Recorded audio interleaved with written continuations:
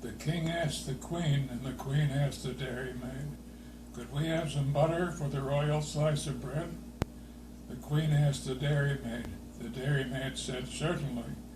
I'll go and tell the cow now before she goes to bed." The dairymaid, she curtsied and went and told the Alderney, "Don't forget the butter for the royal slice of bread." The Alderney said sleepily, "You'd better tell His Majesty that many people nowadays like marmalade instead." The dairymaid said, "Fancy," and went to Her Majesty. She curtsied to the Queen, and she turned a little red.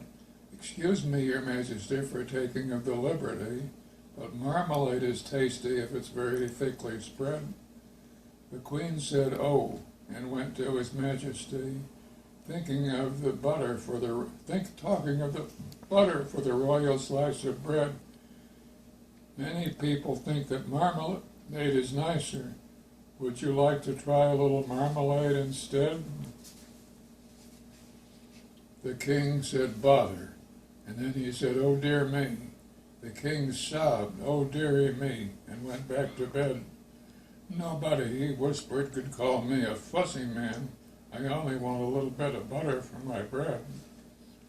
The queen said, "There, there," and went to the dairymaid. The dairymaid said, "There, there," and went to the shed. The cow said, "There, there.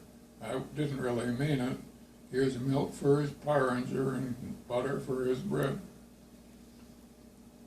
The queen took the butter and brought it to His Majesty. The king said, "Butter, eh?" and bounced out of bed. "Nobody," he said as he kissed her tenderly. "Nobody," he said as he slid down the banister.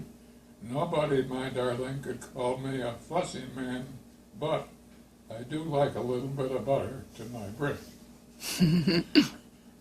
She used to quote that on all suitable occasions when there was a question of bread and